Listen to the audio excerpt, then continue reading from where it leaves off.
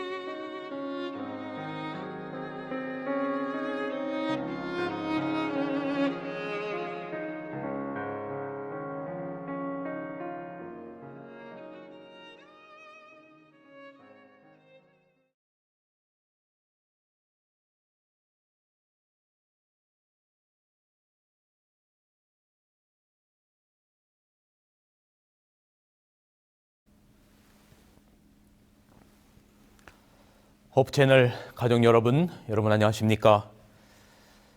오늘은 요한복음 4장에 나타난 병 고치는 표적에 대한 말씀을 드립니다. 지난 시간 말씀드렸던 것처럼 성경 요한복음에는 예수님이 행하신 7가지의 표적들을 기록하고 있습니다. 지난 시간 말씀드린 것처럼 그 표적의 목적은 그 사건 자체에 있는 것이 아니라 그 사건이 가리키는 궁극적인 목적이 중요하다는 말씀을 드렸습니다. 그 목적은 요한복음 20장 31절에 말하는 것처럼 사람들로 하여금 표적을 통해서 하나님의 아들 예수 그리스도를 믿게 하는 것이고, 이를 통하여 궁극적으로 영원한 생명을 얻게 하기 위하여 표적을 주셨다라고 말하고 있습니다. 지난 시간 첫 번째 기적인 요한복음 2장의 가나의 혼인잔치에서 물이 포도즙으로 변하는 사건을 통해서 제자들 앞에서 예수님께서 영광을 나타내시는 모습을 우리는 살폈습니다. 창조시 아담과 하와를 주례하심으로 가정사역을 시작하셨던 주님께서 재창조를 위해서 이 땅에 오셔서 혼인잔치에서 표적을 베푸심으로 역시 가정사역을 시작하셨습니다. 그런데 혼인잔치에서 물로 사람들을 행복하게 했던 그 포도즙은 앞으로 인류의 영원한 행복을 위해서 흘리신 골고다 언덕의 십자가의 피, 바로 그 포도주임을 살폈습니다.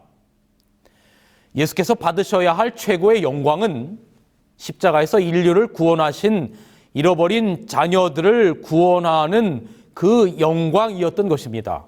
그러므로 요한복음 2장의 그 표적은 요한복음 19장에서 궁극적으로 성취되었던 사건임을 저희가 살폈습니다. 오늘 살펴볼 예수님의 두 번째 기적 또한 갈릴리 가나에서 있었던 왕의 신하의 아들의 병을 고치는 사건입니다.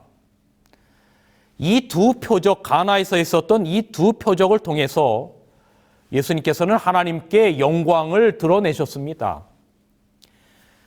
혼인잔치에서 물을 포도주로 만드는 사건을 통해서 요한복음 2장 11절에는 제자들이 그를 믿으니라라고 말했고, 오늘 요한복음 4장의 왕의 신하의 아들의 병을 고침으로 요한복음 4장 53절은 온 집안이 그를 믿으니라라고 말했습니다. 제자들이 믿었고 온 집안이 예수님을 믿었습니다. 다시 한번 말씀드리지만 표적의 초점은 그 어떤 병을 고치거나 물이 포도즙으로 바뀌었다는 그 자체가 초점이 아니라 이 일을 행하시는 이 예수가 누구인가에 초점이 맞춰져 있습니다. 그분은 하나님의 아들이요, 우리의 삶과 생명을 회복하는 창조주임을 계속해서 드러내고 있는 것입니다. 그런데 여러분, 이 두 표적 사이에 가나의 혼인잔치와 그 다음에 왕의 신하의 아들의 병을 고치는 이 표적 사이에는 또 차이점도 있습니다. 첫째 표적은 혼인잔치의 기쁨의 자리에서 일어났다면, 두 번째 표적은 죽음의 그림자가 드리워진 병석에서 일어났습니다. 정반대의 상황에 예수님께서 찾아오셨습니다.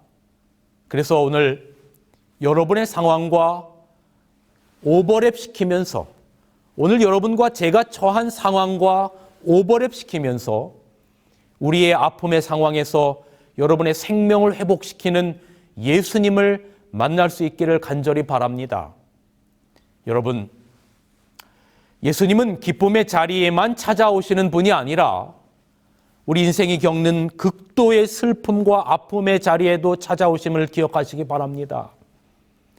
여러분의 인생의 고뇌 앞에 찾아오십니다. 여러분의 인생의 눈물 앞에 그분은 찾아오십니다. 여기 히브리서 5장 7절서부터의 말씀은 이렇게 기록합니다.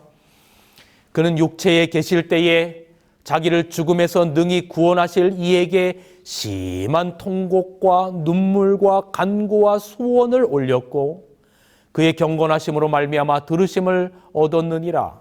그가 아들이시라도 받으신 고난으로 순종함을 배워서 온전하게 되었은즉 자기를 순종하는 모든 자에게 영원한 구원의 근원이 되시고라고 기록합니다. 여러분, 예수님은 둘째 아담으로서 이 세상에 있는 모든 사람이 해야만 하는 기도를 하고 있는 것입니다. 인생의 눈물과 고뇌 앞에 어쩔 수 없는 인생들을 향한 주님의 눈물의 기도와 그분의 찾아가심은 오늘 우리들에게 말할 수 없이 큰 위로가 되는 것입니다. 여러분, 기억하십시오. 주님은 우리의 눈물 앞에도 오신다는 사실을 말입니다. 그런데 저는 오늘 이 표적이, 가나에서 행해지는 이 두 번째 표적이 우리들에게 주는 진정한 교훈이 무엇일까? 저는 이 표적을 통해서 오늘 우리 그리스도인들이 가져야 될 참된 믿음이, 진정한 믿음이 무엇인가를 보여주는 것이라고 생각합니다. 오늘 본문의 이야기를 잠시 드리면, 여러분, 오늘 본문은 가버나움에 있던 왕의 신하의 아들이 병이 걸렸지요. 왕이라 하면 누굴까? 주전 4년부터 주 39년까지 갈릴리 지방을 통치하고 있었던 사람은 헤롯 안디바였습니다. 로마 황제의 지배 아래 팔레스타인의 그 한 영토를 지배하고 있었던 바로 헤롯 안디바. 그 헤롯 안디바 밑에는 대단히 중요한 역할을 감당했던 신임받는 신하가 있었지요. 사회적으로도 당당한 신분을 가지고 있었고 높은 지위와 권력을 누리고 있었던 사람입니다. 이런 사람이 이름 없는 나사렛의 한 젊은 이에게 자존심을 다 버리고 가버나움에서 가나로 직접 가는 일은 여러분 그리 쉽지 않은 일이었을 것입니다. 여기 지도에 보면 가버나움에서 가나까지는 약 30km 정도의 거리입니다. 자식의 아픔이 아니면 대단했던 왕의 신하가 직접 이름도 없는 나사렛 예수를 만나러 가지 않았을 것입니다. 그런데 여러분, 자식 문제는, 아들 문제는 남을 보낼 수 없는 겁니다. 왕의 궁중 고관으로 번쩍이는 옷을 입은 대단한 사람입니다. 그런데 그가 직접 초라한 나사렛 예수 앞에 나아가는 겁니다. 여러분, 자식은 내 분신이고 내 존재 자체 아닙니까? 그래서 그 세월호가 물에 수장되었을 때 팽목항에 좋은 옷 다 내버려 두고 얼굴을 아름답게 깨끗하게 하는 것이 오히려 죄스러워서 씻지도 못하고, 먹는 것이 죄스러워서 먹지도 못하고, 마시는 것 하나가 그 자식들의 죽음 앞에서 죄스러운 이유가 뭡니까? 내 모든 것이고 분신이 자식이기 때문에 그런 겁니다. 그래서 예수님은 하늘의 왕이시지만 하늘의 풍성함이 죄로 인해서 고통당하는 우리 때문에 오히려 그 하늘의 풍성함이 미안했던 마음이 바로 예수님의 마음이었고, 그래서 그분은 하늘이 행복할 수 없어서 이 땅에 자식들과 함께 고난당하기 위하여 초라한 곳에 오신 겁니다. 꽤 오래전 제가 초등학교 다닐 때 저희 할머니께서 살아생전에 큰아버지께서 계시는 캐나다 밴쿠버에 가셔서, 그 당시 한국은 여러분 그 바나나라고 하는 것 하나가 얼마나 비쌌습니까? 제 시골 고향에서 잘 보기도 어려웠던 그 부여 터미널에나 가야 볼 수 있었던 그 낱개 바나나 하나가 그 당시 돈으로, 제가 그 당시에 아버지께 혹은 어머니께 아빠 100원만 50원만 그런 시절인데 그 바나나 하나가 1,000원이었으니 얼마나 비싼 때입니까? 그래서 1년에 정말 한두 번 아주 몸이 많이 아프고 이럴 때 부모님께서 그걸 사다 주셨던 그런 기억이 나는데, 저희 할머니께서 캐나다에 가셔서 거기 그 많은 바나나를 볼 때마다 한국에 있는 이 큰 손주 생각나셔서 그리우셨대요. 그래서 견디다 못해 다시 한국으로 오셨는데, 오실 때 많은 이 바나나 그 손으로 되어 있는 것, 그걸 가져오셨던 그런 기억이 납니다. 아무리 좋은 곳이어도 여러분, 자식들이 사랑하는 존재가 고통당하면 부모는 그곳이 기쁨의 곳이 될 수 없는 겁니다.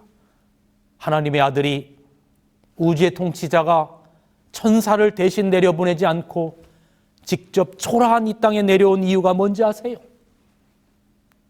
자식이 살고 죽는 문제가 달려있기 때문에 그런 겁니다.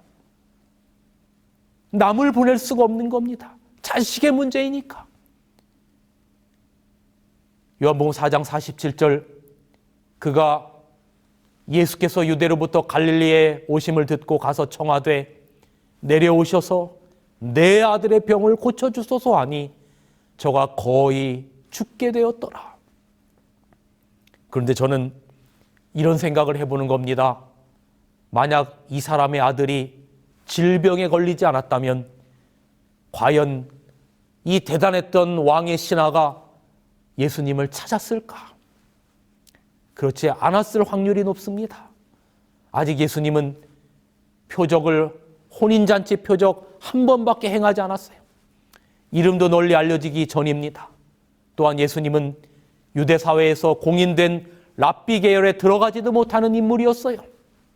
그런데 이 사회에서 당당한 신분을 가진 사람이 일개 젊은 예언자를 찾아와서는 무릎을 꿇고 사정에 호소를 하는 겁니다. 이 사람은 자식 문제 때문에 예수님 앞에 나와왔어요. 고난 때문에 예수님 앞에 나와왔어요. 그래서 여기 스펄전은 이렇게 말합니다. 고난은 변장을 하고 찾아온 하나님의 천사이다.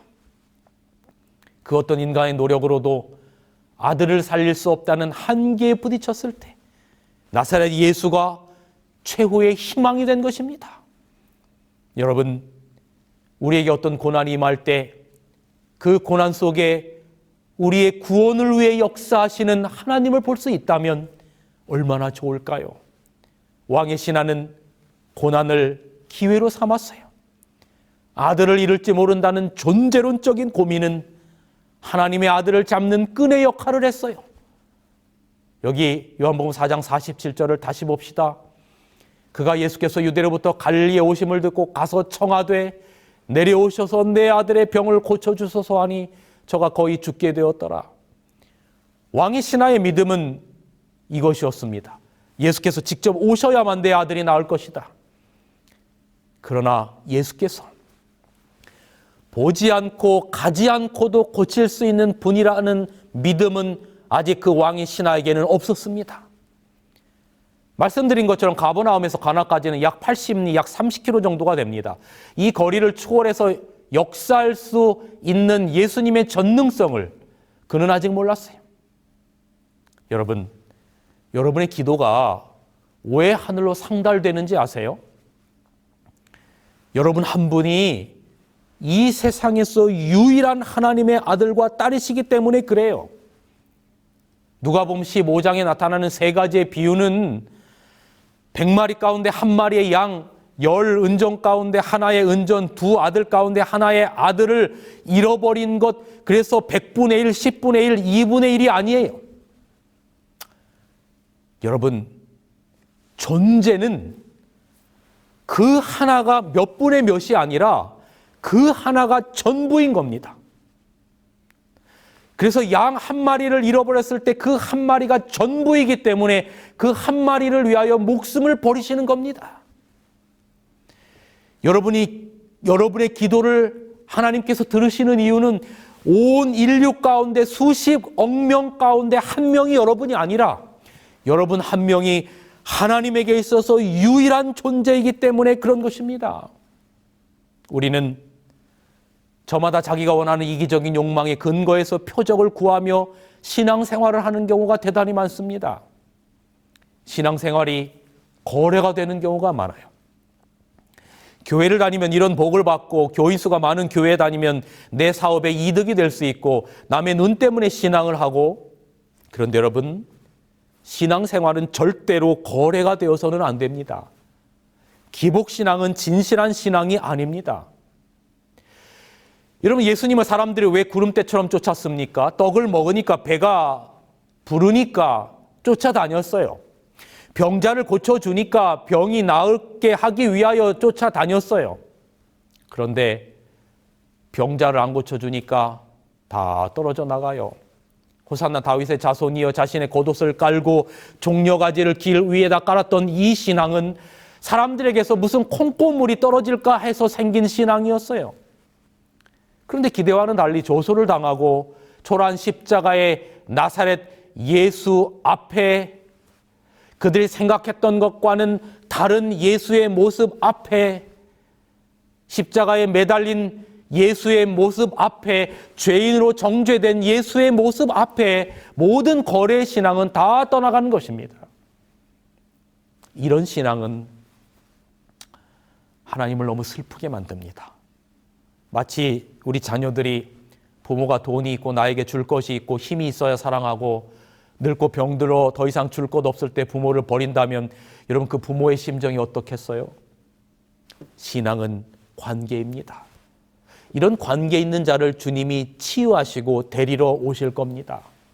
그래서 예수님이 이런 거래 신앙에 일침을 가하십니다. 요한복음 4장 48절 예수께서 가라사대 너희는 표적과 기사를 보지 못하면 도무지 믿지 아니하리라. 요한복음 12장 37절 이렇게 많은 표적을 저희 앞에 행하셨으나 저를 믿지 아니하니라고 말합니다. 표적 때문에 믿는 신앙은 그 표적이 끊어지면 표류하고 맙니다. 하나님은 깊은 관계의 신앙을 원하십니다. 사단은 사람들이 표적에 관심이 많은 걸 알아요. 이게 죄 지은 후에 사람의 본성이 되었습니다. 무언가 눈에 보이는 것을 원하죠. 그래서 죄 짓기 이전의 언약은 불문율, 이 마음에 새겨진 언약이었습니다. 그래서 unwritten law였어요. 그런데 죄로 인해서 불문율이 성문율이 됩니다. 이 성문율이라고 하는 건 written law, 쓰여진 법이라는 말입니다. 그러니까 죄 이전에는 불문율, 마음 가운데 새겨진 법이었다면 죄 이후에는 written law, 성문율, 무언가 돌판에 새겨진 법이 된 것입니다. 그래서 율법도 돌비의 계명을 새기시고 그 다음에 눈에 보이는 성소를 짓도록 하신 겁니다. 왜냐하면 사람들이 죄 이후에는 사람의 마음이 믿을 수 있는 존재가 되지 못한 거예요. 믿을 수 있는 게 되지 못한 거예요.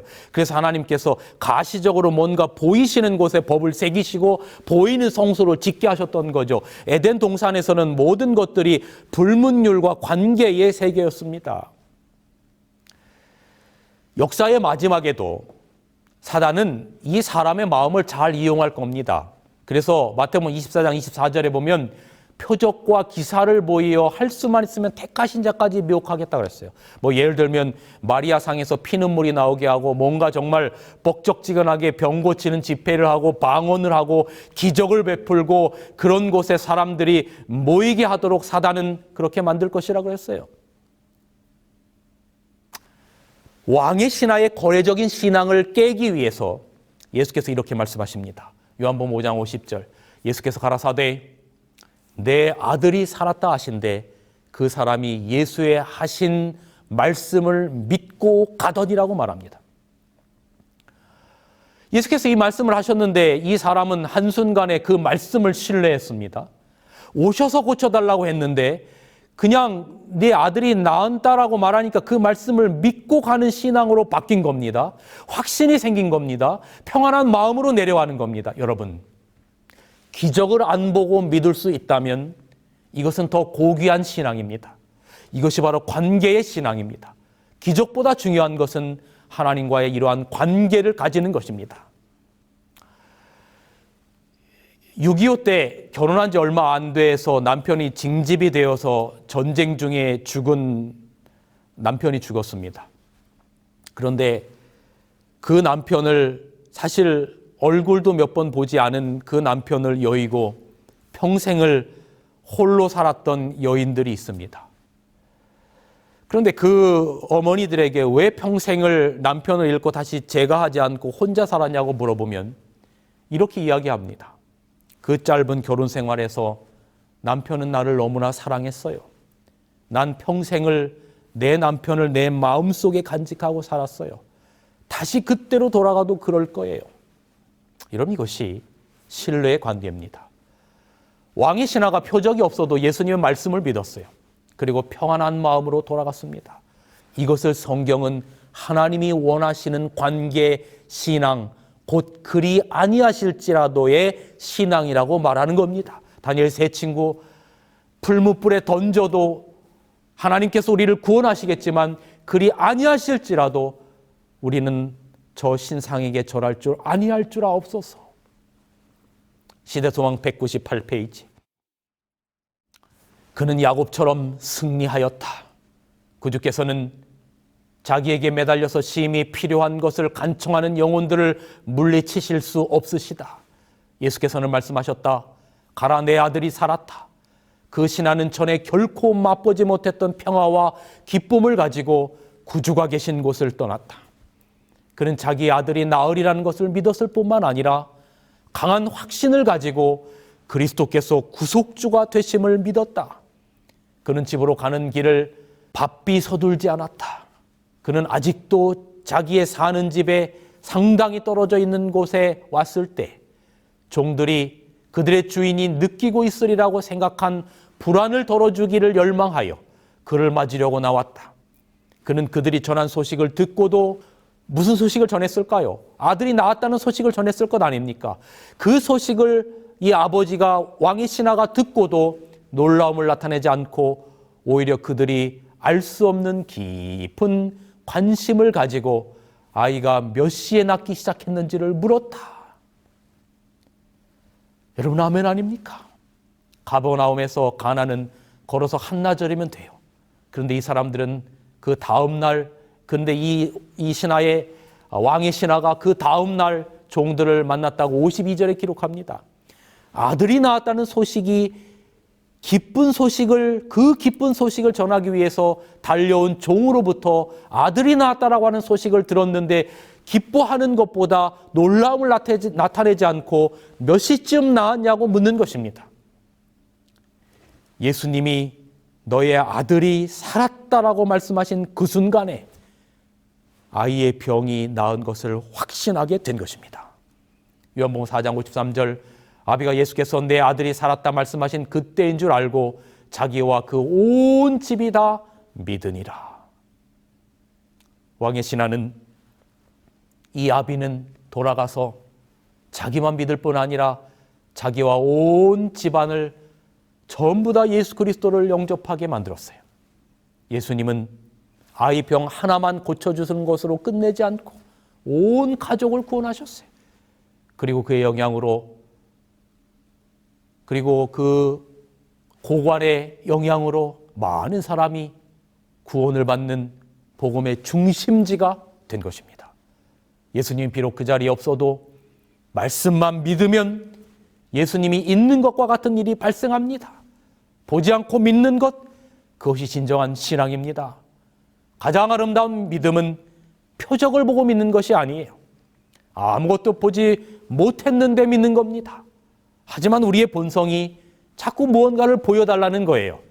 하나님이 살아계시면 하나님 이것도 해줘 보세요. 저것도 해줘 보세요. 하나님이 살아계시면 보여줘 보세요. 여러분, 이것이 도마의 신앙 아니었습니까? 요한복음 20장에 보면 다른 제자들은 부활 후에 예수님을 만났어요. 근데 그때 도마는 그곳에 없어서 만나지 못했어요. 그래서 제자들이 우리가 주님을 보았다 하니까 도마가 이렇게 말하죠. 요한복음 20장 25절, 다른 제자들이 그에게 이르되 우리가 주를 보았노라 하니 도마가 가로되 내가 그의 못자국을 보며 내 손가락을 그 못자국에 넣으며 내 손을 옆구리에 넣어보지 않고는 믿지 아니하겠노라 하니라. 그 후에 8일이 지나서 예수님이 도마가 있는 곳에 나타나셨어요. 도마가 한 말을 예수님이 아시고 도마야 내 손가락을 내 옆구리에 넣어보라라고 말씀하셔요. 그리고 말씀하시기를 믿음 없는 자가 되지 말고 믿는 자가 되라고 하셨어요. 그때 도마가 이렇게 대답합니다. 요한복음 20장 28절, 도마가 대답하여 가로되 나의 주시며 나의 하나님이 시니이다. 예수께서 이렇게 말씀하십니다. 요한복음 20장 29절, 예수께서 가라사대 너는 나를 본고로 믿느냐? 보지 못하고 믿는 자들은 복되도다 하시니라. 여러분, 우리는 무엇을 보여달라고 해요? 자꾸 누구처럼요? 도마처럼요. 하지만 표적을 봐야 믿는다고 주장하는 도마까지 사랑하는 예수님을 바라보세요. 예수님 이 땅에 오셔서 베푸셨던 유일한 표적이 뭔지 아세요? 유일한 표적? 이상하지요? 요한복음에만 해도 7가지 표적이 있다고 했는데 유일한 표적이라니요? 마태복음 16장 4절을 봅니다. 악하고 음란한 세대가 표적을 구하나 요나의 표적밖에는 보여줄 표적이 없느니라 하시고 저희를 떠나시니라. 그 유일한 표적은 바로 요나의 표적. 3일 만에 물고기 뱃속에서 나오는 표적, 바로 십자가와의 표적, 부활의 표적이 예수님이 행하시는 유일한 표적이라고 말하는 겁니다. 요한복음 2장 18절에 이에 유대인들이 대답하여 예수께 말하기를 내가 이런 일을 행하니 무슨 표적을 우리에게 보이겠느냐? 예수께서 대답하여 가라사대 너희가 이 성전을 헐라 내가 사흘 동안에 일으키리라. 유대인들이 가로되 이 성전은 46년 동안 지었거늘 내가 3일 동안에 일으키겠느냐 하더라. 그러나 예수는 성전된 자기 육체를 가리켜 말씀하신 것이라. 죽은 자 가운데 살아나신 후에야 제자들이 이 말씀하신 것을 기억하고 성경과 및 예수의 하신 말씀을 믿었더라. 예수님이 보이신 단 하나의 표적은 바로 십자가였습니다. 출애굽기를 떠올려 보세요. 6월절에 어린 양, 니고데모에게 설명한 노뱀, 성전, 포도주, 전제, 관제, 이 모든 것들이 십자가의 초점을 맞추고 있는 상징들을 떠올려 보세요. 예수님은 바로 그 모든 상징들을 실제로 바꾸려고 이 땅에 오신 겁니다. 그런데 왜 십자가의 표적인가? 그 십자가가 바로 거래가 아닌 관계의 신앙, 존재 가치를 보여주시는 것이기 때문에 그렇습니다. 여러분 한 분 한 분이 온 우주라고 하는 것을 보여주는 것이기 때문에 그렇습니다. 그래서 하나님의 아들이 죽으신 겁니다. 바로 여러분과 저의 이름표를 그분의 가슴에 달고 말입니다. 2014년 8월 5일 워싱턴 포스트지에 세월호 사건으로 단식하는 희생자 부모들이 죽을 마음으로 단식을 하면서 이렇게 말한 것이 실렸습니다. 그날 내 딸을 구하지 못해서, 그리고 다시 그 애를 데려올 방법이 없어서 정말 미안하다.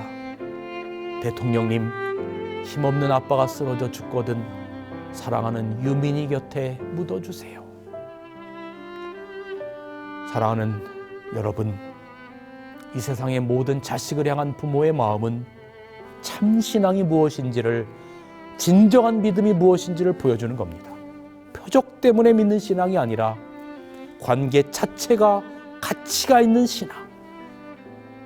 그래서 무화과 나무가 무성치 못하고 포도나무에 열매가 없고 우리의 양이 없어도 여호와를 인하여 기뻐한다라고 말하는 하박국의 고백, 바로 그것이 오늘 본문을 통해서 우리에게 주시는 영적 양식입니다. 신앙은 거래가 아니라 관계 속에서 나타나는 겁니다. 이것이 바로 십자가입니다.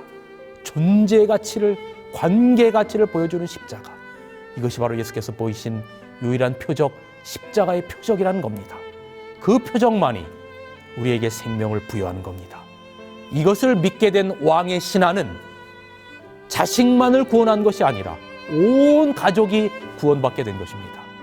이것이 진정한 믿음, 즉 보지 않고 믿는 자의 복입니다. 말씀을 줄이면서 요한복음 20장 31절의 말씀을 읽어드립니다. 오직 이것을 기록함은 너희로 예수께서 하나님의 아들 그리스도심을 믿게 하려 함이요 또 너희로 믿고 그 이름을 힘입어 생명을 얻게 하려 함이니라. 아멘. 말씀을 줄이겠습니다.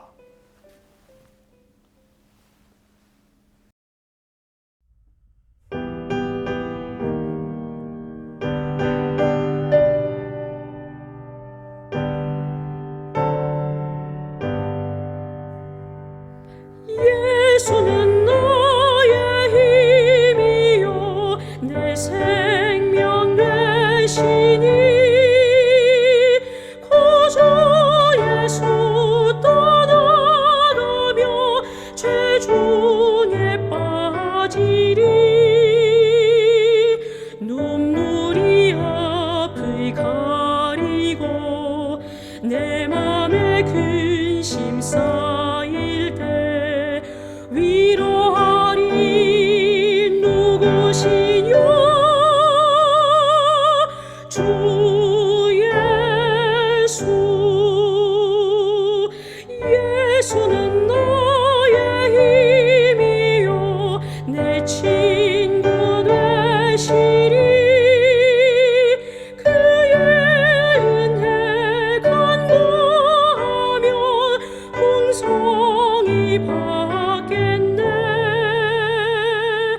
햇빛과 비를 주시니 추수할 곡식 많도다. 기쁜 열매 주시니를 주 예수. 예수는 나의 힘이요 내 기쁨 되시니 그의 명령 준행하여 늘 충성하겠네. 주야로 보호하시며 바른 길 가게 하시니 의지하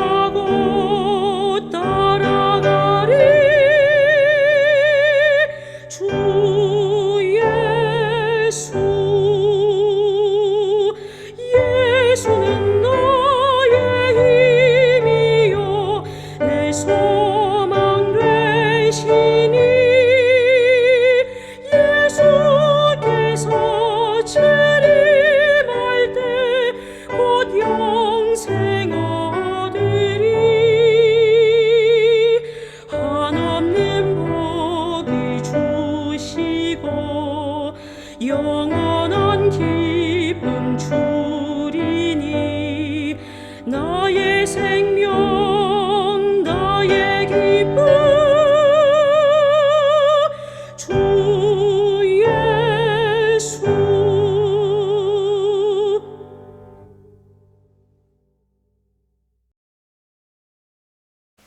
생명의 근원이신 아버지 하나님, 왕의 신하의 표적을 통하여 진정한 믿음이 무엇인지를 다시 한번 우리의 마음 가운데 새기게 하시니 감사합니다. 우리의 눈에 보이는 표적의 신앙이 아니라 하나님과의 관계 속에서 나타나는 부모와 자식 간의, 아버지와 아들 간의 그런 깊은 참 신앙이 우리의 신앙이 되게 하여 주옵소서. 예수님의 십자가는 아버지께서 우리를 어떠한 존재로 생각하는지를 나타내는 유일한 표적이었습니다. 그 표적 안에 우리가 주님과 아버지와 아들의 관계가 회복되었습니다. 그 관계로 인하여 영원한 생명을 얻고 구원 얻게 되었습니다. 주님 감사합니다. 그 주님 의지하며 진정한 믿음 가운데 살아가는 우리 모두가 되게 하여 주옵소서. 그리스도이신 예수님의 이름으로 간절히 기도하옵나이다. 아멘.